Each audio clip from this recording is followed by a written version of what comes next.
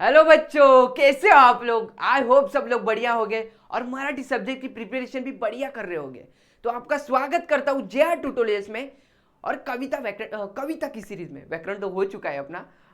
कविता series में आपका स्वागत करता हूँ। तो कविता सीरीज में हमारी पहली वीडियो 2 दिवसीय पोएम पे हुई, जहाँ पे मैंने अच्छी तरह से एक्सप्लेन किया, आपके क्वेश्चन भी लिए, सब कुछ लिया। तो आज हमारी वीडियो नंबर 2 बनने वाली है, जहाँ पे मैं ऑक्शन नाम की पोएम लेने वाला हूँ। तो और एक बात, इम्पोर्टेंट बात जो कि कमेंट में बच्चे डाल रहे हैं कि भैया सर हमें मराठी में थोड़ी दिक्कत आती है। जो इंग्लिश मीडियम से बिलोंग करते हैं सीधा, उनको मराठी सीधा समझने में थोड़ा कन्फ्यूजन होता है। तो मैं भी मेरी तरफ से पूरा ट्राई करूँगा हिंदी में बताने का और मराठी दोनों में बताने का, क्योंकि मराठी सब्जेक्ट है तो बहुत से स्टूडेंट को मराठी में प्रॉब्लम आता है, उनको मराठी में समझता नहीं। इसलिए मैं ज़्यादा मराठी बोलने का ट्राई करूँगा, फिर भी आपको हिंदी में भी एक्सप्लेन करने का ट्राई करूँगा। तो चलो पोएम की ओर बढ़ते हैं। पोएम का नाम है ऑक्शन। ऑक्शन मतलब क्या? ऑक्शन का मीनिंग है यहाँ ओवाळणे। ओवाळणे म्हणजे काय? आरती करने। हम लोग आरती करते हैं ना, भाऊबीज के दिन, रक्षाबंधन के दिन जो आरती करते हैं वैसे उसको ओवाळणे, उसको ओवाळणे बोलते हैं। ओवाळणे। कवियत्री, कवियत्री कौन है? पोएम किसने लिखी है? इंदिरा संत। पोएम क्या है? चलो पोएम क्या है? नाही मुठीमध्ये द्रव, नाही मुठीमध्ये द्रव, नाही शिरेमध्ये रक्त। कवियत्री काय बोलते? नाही मुठीमध्ये द्रव, नाही शिरेमध्ये रक्त। म्हणजे काय बोलते? नाही मुठीमध्ये द्रव, बघा, नाही मुठीमध्ये द्रव आणि नाही शिरेमध्ये रक्त। पण इथे बघा द्रवचं मिनिंग काय आहे? द्रवचं ऍक्च्युअल मिनिंग आहे पाणी। देखो, कवियत्री क्या बोल रही है? ना ही मुट्ठी में दे द्रव, मतलब कवियत्री बोल रही है कि मेरे पास द्रव नहीं है। द्रव का मीनिंग, एक्चुअल मीनिंग है पानी, पानी। बट यहाँ पे कवियत्री ने क्या मीनिंग लिया है उसका? पैसा, संपत्ति। जो और पहली बात तो ये कविता सैनिक जो फौजी है उनके ऊपर लिखी है। सामान्य जो अपने सामान्य आदमी है उनको कंपेयर करके। तो यहाँ पे कवियत्री क्या बोल रही है? उनके पास पैसा नहीं है, उसके पास संपत्ति नहीं है, और ना ही शिरे मध्ये रक्त, और उनके शरीर में ताकत भी नहीं है। काय करावे कळेना नाही कष्टाचे समर्थ। तो इसलिए उनको समझ में नहीं आ रहा है, इसलिए उनको समझ में नहीं आ रहा है कि क्या करूं। उनके पास जो मेहनत का सामर्थ्य है, मेहनत करने की जो आशा है, वो भी खत्म हो रही है। देखो, कवी दीनदुबळ्या माणसाची अवस्था सांगतो। कवी काय करतो? दीनदुबळे, दीनदुबळे म्हणजे काय? गरिबांची अवस्था सांगतो, गरिबांची कंडिशन काय आहे कवी सांगतो। त्याच्याकडे पैसे नाही, शरीरामध्ये ताकद नाही, तो शारीरिक व आर्थिक दृष्ट्या पूर्णपणे कमजोर झाला है। उनके पास पैसा नहीं है, उनके पास पैसा भी नहीं है और उनके पास ताकत भी नहीं है। वो कमजोर हो चुके हैं। कैसे? आर्थिक दृष्ट्या भी कमजोर हो चुके हैं और शारीरिक दृष्ट्या भी कमजोर हो चुके हैं। नेक्स्ट लाइन में कवियत्री क्या बोलती है? अशा परिस्थितीत त्याला काय करावे हे सुचत नाही। ये कंडिशन में वो क्या करे उसको समझ नहीं आ रहा है। आयुष्यात पुढे जाण्यासाठी आवश्यक असलेली कष्ट करण्याची शक्ती त्यांच्याकडे उरलेली नाही। वो आगे जाने के लिए जो मेहनत लगेगी वो भी उनके पास अभी नहीं है, हार चुके हो पूरे। अगले लाइन में कभी क्या बोलता है? जीव ओवाळला तरी जीव कितीही लहान, जीव ओवाळावा तरी जीव कितीही लहान। जीव ओवाळावा तरी म्हणजे काय? आता ओवाळावाचा मिनिंग काय इथे घेतलाय की ओवाळावा म्हणजे की मी देशासाठी प्राण पण माझे देऊ शकतो। जीव ओवाळावा तरी जीव कितीही लहान, तुझ्या शौर्यापुढे शौर्य गाथेपुढे त्याची केवढीशी शान। तू प्राण दिले तरी ते कितीशे आहेत, तू प्राण दिले तरी किती आहे। माणूस जीव ओवाळून टाकायला तरी तयार असतो, म्हणजे माणूस जो फौजी आहे तो जीव द्यायला पण रेडी असतो। पण ते जीवन फार क्षुल्लक आहे, नाजूक आहे। पण ते जीवन कसे आहे? खूप कमी आहे आणि नाजूक आहे। त्यामुळे त्याग करूनही काही फारसे साध्य होईल असे नाही। उसके लिए कुछ त्याग किया फिर भी उससे कुछ साध्य नहीं होगा। तुझ्या धैर्यामुळे त्या लहानशा जीवाला थोडीशी प्रतिष्ठा मिळते, तुझ्या धैर्यामुळे त्या लहानशा जीवाला थोडी प्रतिष्ठा मिळते। म्हणजे कवियत्री काय बोलते की सैनिक आपले रक्षण करतात, त्यामुळे आपल्याला थोडी प्रतीक्षा भेटते, आपल्याला थोडं संरक्षण वाटते। बलवान व्यक्तीच्या शौर्यामुळे दुर्बल माणसालाही आधार मिळतो। बघा काय कवियत्री बोलतो की सैनिकाच्या शौर्यामुळे आपल्यासारखे जे दुर्बल माणसं आहेत त्यांना काय भेटतो? आधार मिळतो। आपण ते आपले संरक्षण करतात, म्हणून तर आपण शांतीने इथे जगतो। तेच नसणार तर आपण कसे शांतीने जगणार? त्यामुळे कवयित्री काय बोलतो की बलवान व्यक्तीच्या शौर्यामुळे आपल्यासारख्या माणसाला आधार मिळतो. कवयित्री क्या बोल रही है कि जो बॉर्डर पे फौजी है उनके उनके साहस की वजह से हम लोग को भी आधार मिलता है, हम लोग को संरक्षण मिलता है. वर घोंगावे बंबारा पुढे कल्लोल धुरावा. काय? वर घोंगावे बंबारा. मी याचे मिनिंग पण लिहिले ते बघा. घोंगावावे म्हणजे जोरात, कल्लोळ म्हणजे गोंधळ. काय? गोंधळ. हे बघा, वर घोंगावे बंबारा पुढे कल्लोळ धुराचे, धडधडत्या तोफातून तुझे पाऊल जिद्दीचे. कवी काय बोलतो? किती जोरात तुफांचा आवाज असला तरी, किती तोफांचा जोरात आवाज असला, कितीही काय अडचण आली तरी पण तुझ्या जिद्दीपुढे सगळं फेल आहे. सगळं तू सगळ्याला सामोरे जातो. तू लढण्याची तुझ्याकडे शक्ती आहे. आजूबाजूला संकटाचे वादळ आहे, गोंधळ आहे, परिस्थिती अत्यंत भयानक आहे. परिस्थिती अत्यंत भयानक आहे. इतक्या भीषण परिस्थिती तो व्यक्ती जिद्दीने पुढे चालत राहतो. इतका गोंधळ आहे, परिस्थिती खूप संकटाची आहे, पण इतक्या संकटामध्ये पण तो सैनिक पुढे चालत असतो. त्याच्या जिद्दीने तो पुढे चालत असतो. भीती न बाळगता संकटाचा सामना करण्याचे धैर्य त्याच्यात आहे. कवयित्री क्या बोल रहे हैं? इतना जो वॉर होते हैं, जो गोलीबार होता है, बहुत बहुत संकट आते हैं, बहुत दिक्कत आती है सैनिकों को, फिर भी वो इतने बुरे कंडीशन में भी वो हार नहीं मानते. वो जिद्दी से आगे बढ़ते रहते हैं और क्या करते हैं? भीती न बाळगता संकटाचा सामना जाते, संकटाशी सामोरे जातात. उनको वो लड़ते हैं, वो डरते नहीं है, वो जिद्दी से लड़ते हैं. तुझी विजयाची दौड डोळे भरून पहावी. तुझ्या विजयाची दौड डोळे भरून पहावी. आता तुझ्या विजयाची दौड म्हणजे काय? की तू ज्या जिद्दीने जातो, तू ज्या जिद्दीने संकटाला सामोरे जातो, त्यामुळे एक आम्हाला आम्हाला एक जिंकण्याची उम्मीद जागी होते आणि त्याला आम्ही विजय म्हणून गृहीत धरतो. हे बघा इथे काय लिहिलंय? तुझ्या विजयाकडे जाणारी वाट पाहताना आमचे डोळे भरून येतात. म्हणजे तू ज्या जिद्दीने जातो, तू हार नाही मानत, ते बघून आमच्या डोळ्यात पाणी येते. त्याच्या प्रयत्नात प्रेरणा आणि अभिमान दडलेला असतो. त्याच्या प्रयत्नात म्हणजे तो ज्या जिद्दीने ज्या प्रयत्नामध्ये जातो त्याच्यात प्रेरणा आणि अभिमान दडलेला असतो. दुःखातून येणारे अश्रू आता आशेच्या ज्योती बनतात. काय लिहिलंय पुढच्या ओळीमध्ये? डोळ्यातून आसवांची ज्योत ज्योत पाजळावी. पाजळावी म्हणजे पहावी. इथे द्रव म्हणजे हे नाही आहे, पैसा किंवा संपत्ती. इथे कल्लोळचा मिनिंग आहे, कल्लोळ म्हणजे गोंधळ.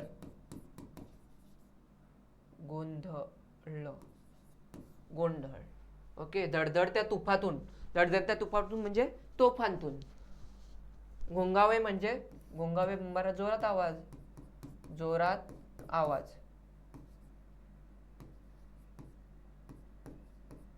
हे लक्षात ठेवा, इम्पॉर्टंट आहे. बुक आणि पेन घेऊन बसा, कारण की इम्पॉर्टंट शब्दाचे मिनिंग मी असे लिहून देतो. का लिहून देतो? कारण की एक्झाममध्ये 2 मार्क्सला येतातच पोएममध्ये. तर चला पुढे काय आहे? तुझ्या विजयाची दौड डोळे भरून पहावी. डोळ्यातून आसमानची ज्योत ज्योत पाजळावी. डोळ्यांतून आसमानची ज्योत ज्योत पाजावी. आसमानची म्हणजे इथे कवयित्रीचं मिनिंग आहे अश्रू. काय? अश्रू. डोळ्यातून अश्रू येतात. कधी येतात? जेव्हा तो विजयाच्या दिशेने जातो, तो जिद्दीने हार नाही मानत, तेव्हा सामान्य माणसाच्या डोळ्यामध्ये अश्रू येतात आणि त्याला एक हिंमत येते, त्याला एक उम्मीद त्याच्याकडून जागी होते. काय? उम्मीद जागी होते त्याच्याकडून. हे बघा, दुःखातून येणारे अश्रू आता आशेच्या ज्योती बनतात. दुःखातून येणारे अश्रू आता आशेच्या ज्योती बनतात. प्रत्येक अश्रू संघर्षातून जन्मलेल्या प्रकाशासारखा आहे. म्हणजे जे अश्रू आहेत त्या कवयित्रीला काय वाटतात? ते प्रकाशासारखे आहेत. कशासारखे आहेत? प्रकाशासारखे आहेत. म्हणजे जेव्हा सैनिक जिद्दीने पुढे जातो तेव्हा सामान्य माणसाला एक हिंमत येते, एक त्याला धैर्य वाटते की आपण आता विजयाच्या दिशेने चाललोय. पुढे काय? अशा असंख्य ज्योतींची तुझ्या मागून राखण. अशा असंख्य, असंख्य म्हणजे अनेक, असंख्य म्हणजे अनेक, अनेक किंवा खूप, अशा असंख्य ज्योतींची तुझ्या मागून राखण. राखण म्हणजे संरक्षण. संरक्षण. असंख्य ज्योतींची तुझ्या मागून राखण, दीनदुबळ्यांचे असे तुला एकच औक्षण. औक्षण म्हणजे ओवाळणे. आता याचं मिनिंग काय आहे की अशा असंख्य ज्योतींची तुझ्या मागून राखण. अशा ज्योतींची खूप आमची तुला साथ आहे. आम्ही तुझ्या आशेवरच टिकलेले आहेत. काय आहे इकडे बघा, अशा अनेक आशेंच्या ज्योती तुझ्या मागे उभ्या आहेत. आम्ही तुझ्या मागे उभ्या आहेत, त्या तुला संरक्षण देतात. मतलब हम लोग तेरे साथ खड़े हैं, हम लोग भी तुझे संरक्षण देते हैं. जब तू जिद्दी से आगे बढ़ता है, जिद्दी से आगे बढ़ता है, धैर्य दिखाता है, तब हम लोग को भी थोड़ा आधार मिलता है, हम लोग को संरक्षण मिलता है और हम लोग भी तेरे पीछे खड़े होते आणि तुझ्या मार्गाला उजाळा देते. तुझ्या मार्गाला उजाळा देते म्हणजे तुझ्यासोबत आम्ही पण उभे राहतो. आम्हाला पण एक आशेची ज्योत पेटते, आम्हाला पण आशेचा एक मार्ग भेटतो. दीन दुबळ्या लोकांना एकमेव आधार तूच आहे. मतलब हम लोग के जैसे सामान्य आदमी को अपना कौन है आधार? सैनिक है. फौजी नहीं रहेंगे तो हम लोग भी नहीं रहेगा. कोई भी कभी भी अटैक करके चला जाएगा. वही बोल रही है कवियत्री की जो फौजी है उनका ही हम लोग को आधार है. त्यांचे आशीर्वाद आणि आशा फक्त तुझ्यावर अवलंबून आहेत. त्याच्या म्हणजे त्यांचे आशीर्वाद आणि आशा फक्त तुझ्यावरच अवलंबून आहेत. म्हणजे आपल्यासारख्या सामान्य माणसाचे आशा आणि आशीर्वाद कोणावर अवलंबून आहेत? त्यांच्यावरच आहेत. ते नसले तर आपण पण नाही राहणार. बरोबर. तर कवयित्री तेच बोलत आहे. दीनदुबळ्या लोकांचा एकमेव आधार सैनिकच आहे. आता तुम्हाला प्रत्येक ओळीचा मी अर्थ पण सांगितला, कविता पूर्ण समजावून सांगितली. आपण क्वेश्चन बघूयात. क्वेश्चन काय आहे? कष्टाचे सामर्थ्य अपुरे केव्हा वाटते? कष्टाचे सामर्थ्य अपुरे केव्हा वाटते? आता मी तुम्हाला काय बोललोय, जी फर्स्ट व्हिडिओ झाली कविता सिरीजची त्यामध्ये मी बोललो, जिथे तुम्हाला ही अशी ह्यामधला कोणताही शब्द भेटेल ती लाईन असते, त्या लाईनीमध्येच आन्सर असते. तुम्हाला नाही कविता समजली तर सांग. काय कष्टाचे सामर्थ्य अपुरे केव्हा वाटते? आता बघा, नाही मुठीमध्ये द्रव्य, नाही शिरेमध्ये रक्त, काय करावे कळेना, काही नाही कष्टाचे सामर्थ्य. हे बघा, इथे आला, इथे काय आहे? कष्टाचे सामर्थ्य. इथे आला कष्टाचे सामर्थ्य आला. ये देखो, तुम लोग को सिंपल, अभी आपको प्रॉब्लम होता है इसलिए हिंदी में भी बता रहा हूँ, दोनों लैंग्वेज में बता रहा हूँ. अब देखो इसमें क्या रहता है, जो भी क्वेश्चन रहेगा ना उसमें आपको हाईलाइट वर्ड, जो इम्पोर्टेंट वर्ड देखते हैं, इसमें जो भी वर्ड दिखेंगे उसमें से एक दो वर्ड जिस लाइन में रहेगा ना उधर ही आंसर रहेगा. आपको इफ पोएम का मीनिंग समझा ही नहीं तो आप आंसर नहीं लिख सकते. तो इसकी ये ट्रिक है कि जहाँ भी क्वेश्चन में जो वर्ड है वहाँ के एक दो वर्ड्स जो लाइन में दिखेगी वही आंसर रहेगा, वही लाइन में आंसर रहेगा. तो चलो यहाँ पे क्या है? कष्टाचे सामर्थ्य अपुरे केव्हा वाटते? तो इथे या लाईनीमध्ये आहे, नाही कष्टाचे सामर्थ्य, नाही कष्टाचे सामर्थ्य केव्हा, काय करावे कळेना, नाही कष्टाचे सामर्थ्य. या ओळीमध्ये तुमचं आलं आन्सर. म्हणजे कष्टाचे सामर्थ्य कधी वाटत नाही? जेव्हा त्यांना काय करावे हे समजत नाही. मी तुम्हाला पूर्ण लाईन समजावले. एकदा तुम्ही ही व्हिडिओ तुम्ही पूर्ण जे हे आहेत हे एक्सप्लेनेशन तुम्हाला एकदा मी पूर्ण समजावलेलं आहे. तुम्ही एकदा हे वाचलं ना तरी तुम्हाला प्रत्येक क्वेश्चनचा आन्सर तुम्हाला सहज भेटेल काय, तुम्ही स्वतःहून लिहा न बघता. इतकं इझी भाषेमध्ये मी तुम्हाला समजवलं आहे. आता इथेच बघा, कष्टाचे सामर्थ्य अपुरे केव्हा वाटते? पोएममध्ये जायचं, पोएममध्ये लाईन बघायची. लाईन तुम्हाला एकदा समजली, काय करावे कळेना, नाही कष्टाचे सामर्थ्य. मी तुम्हाला मिनिंग सांगितलेलंच आहे. इथे सेम मिनिंग आहे, काय करावे कळेना. म्हणजे काय, जेव्हा सैनिकांना काय करायचे हे समजत नाही तेव्हा त्यांच्याकडे कष्टाचे सामर्थ्य पण राहत नाही. सिंपल आहे, किती सिंपल आहे. सेकंड काय, सैनिकाचे पाऊल जिद्दीचे का वाटते? आता बघा, मी तर बिना पोएम बघूनच सांगेल. सैनिकाचे पाऊल जिद्दीचे का वाटतात? कारण की ते जिद्दीमध्ये हार नाही मानत, ते उभे राहतात, जिद्दीमध्ये पण उभे राहतात. हे बघा, इथे असेल बघा,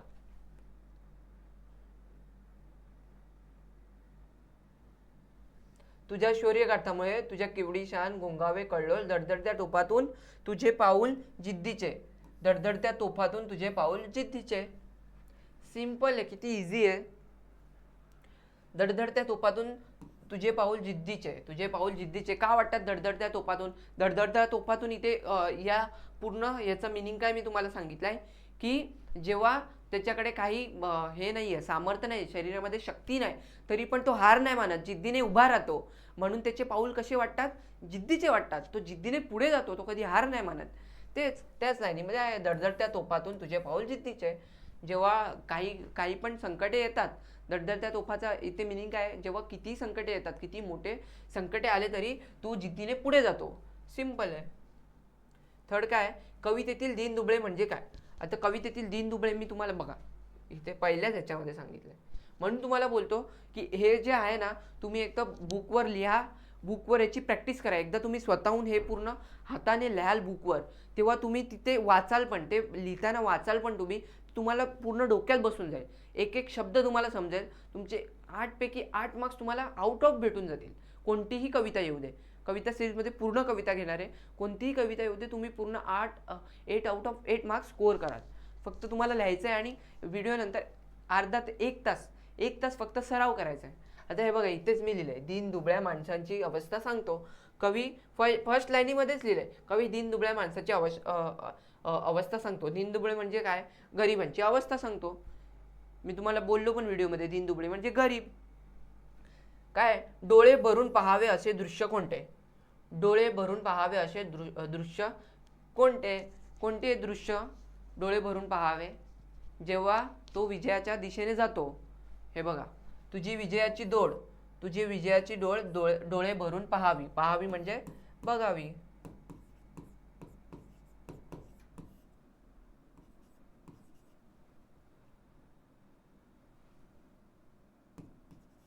पाहावी म्हणजे बघावी. तुझ्या विजयाची दौड, सिंपल आहे, सिंपल. तुझ्या विजयाची दौड, सिंपल आहे. तुझ्या विजयाची दौड डोळे भरून पाहावे. किती सिंपल आहे. एकदा तुम्हाला मिनिंग समजलं, तुम्ही कोणतेही किती क्वेश्चन येऊ द्या, किती कॉम्प्लिकेटेड असू द्या, तुम्ही आरामात स्कोर करू शकता. आरामात तुम्हाला आन्सर भेटतील. तर हे तर झालं आपलं पहिलं. सेकंड ऑप्शन कसा येतो कवितेमध्ये? एक फक्त कवितेचं नाव येतो आणि त्यावर 5 मुद्दे विचारले जातात. फर्स्ट व्हिडिओमध्ये मी तुम्हाला सांगितलं आणि फर्स्ट व्हिडिओमध्ये पण त्याची पण एक्सप्लेन केले. कवी किंवा कवयित्रीचे नाव, कवितेचा विषय, कविता आवडण्याचे कारण, मग त्यानंतर 2 ओळी येणार. कोणत्या 2 ओळी येणार? कवितेच्या 2 ओळी येणार, त्याचा अर्थ लिहा. तुम्हाला काय समजले कवितेमधून त्या ओळींचा अर्थ लिहा. नंतर मग काय येईल?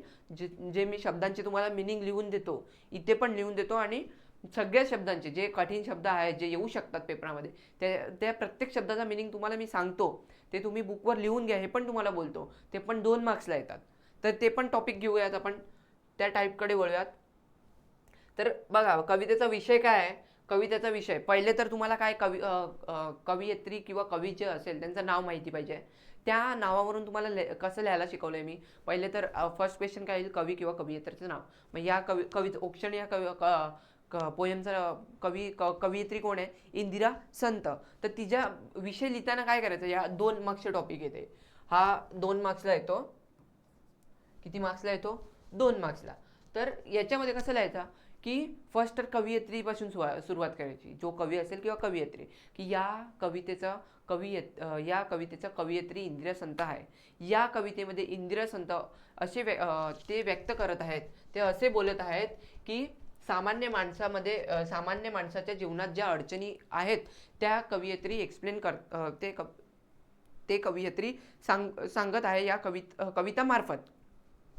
आणि या कवितेमध्ये कवयित्रींनी सैनिकाबद्दल पण सांगितलं आहे की सैनिकाला कम्पेअर करून त्यांनी सामान्य माणसाच्या जीवनातील अडचणी काय येतात ते सांगितलेलं आहे. मग पुढे लिहायचं, माणूस खूप लहान आहे. तर कवी तुम्हाला कवितेमध्ये काय समजलं ते लिहायचं. मग आता काय समजलं तुम्हाला? कमजोर आहे, माणूस लहान आहे, त्याच्याकडे ताकद नाही, त्याच्याकडे खूप संकटे येतात, धोके येतात. अशा वेळी घाबरून न जाता चालत राहिले पाहिजे. अशा वेळी कवयित्री काय बोलतात? की अशा वेळेस घाबरून न जाता सैनिक काय करतो, जिद्दीने उभा राहतो. तेच तुम्हाला लिहायचं आहे की कवयित्री बोलते की जसं सैनिक जिद्दीने थोडे त्याच्याकडे शरीरामध्ये बळ नसले, स्वतःकडे शरीरामध्ये रक्त नसले, बळ नसले, तरी पण तो जिद्दीने उभे राहतो आणि पुढे जात राहतो. तेच कवयित्री बोलते की सामान्य माणसाने पण हार नाही मानली पाहिजे. त्याच्याकडे बळ नसले तरी कुठून ना कुठून आशेचे किरण शोधलं पाहिजे आणि त्याने पुढे जात राहिलं पाहिजे. हेच कवीचा विषय आहे. अजून काय कवी बोलतो, दुःख संकेने आणि अंधारातून माणसाचे रक्षण करणारे आशाच सर्वात मोठी ताकद आहे. म्हणजे जसे सैनिक आपले रक्षण करतात ते कशावर असतात, ते पण एक आशेवरच असतात, बरोबर ना. ते पण आशेवरच असतात. तेच कवी बोलतोय की तुमच्याकडे किती संकटे आली, किती पण तुमच्याकडे संकटे आली तरी रक्षण करणारी आशाच, म्हणजे एक जी आशेची किरण येते तीच तुमची सर्वात मोठी ताकद असते. किती संकट झाले तरी एक पॉझिटिव्ह पॉईंट येतो ना तुमच्या लाईफमध्ये, तिथून तुम्ही निगेटिव्ह पॉईंटला मूव ऑन करता आणि पुढे जाता. त्या पॉझिटिव्ह पॉईंट नंतर तुम्ही पण तीच आशेची किरण असते, तिथून तुम्ही पण पुढे जाता ना. तेच कवी इकडे संदेश देत आहे. सिंपल आहे. आता कविता आवडण्याचे कारण, कविता आवडण्याचे किंवा न आवडण्याचे, पण मी तुम्हाला काय बोललो, कविता कधी पण आवडली हेच यावरच लिहायचं आहे. कविता आवडण्याचे कारण लिहायचं आहे. तर फर्स्ट तुम्ही काय लिहाल का ही कविता कोणी आपली इंदिरा संत, या कवितेची कवयित्री इंदिरा संत आहे आणि इंदिरा संतांनी ही कविता लिहिली, ही मला खूप आवडलेली आहे. पहिले तर ही एक फर्स्टमध्ये हे येईल, त्यानंतर मग तुम्हाला का आवडली त्याचे कारण लिहायचं आहे. फक्त कारण का आवडली, कारण की यामध्ये लिहायचं मग कवयित्रींनी सैनिकाबद्दल सांगितलं आहे, कवीनी सामान्य माणसाबद्दल सांगितले, त्याला कोणत्या अडचणी येतात, जो विषय आहे ना तो तिथे मांडायचा आणि फक्त शेवटला लिहायचं आहे की हेच कवयित्रीने जे सांगितलं आहे ते सविस्तररित्या सांगितले, ते मला खूप आवडलं, किंवा हा संदेश मला खूप आवडला, माझ्या मनाला टच झाला. असं काही पण लिहून द्यायचं, काही पण म्हणजे जे आहे तेच लिहायचं, पण थोडं एक सविस्तर लिहायचं, एक्सपांड करून लिहायचं थोडं.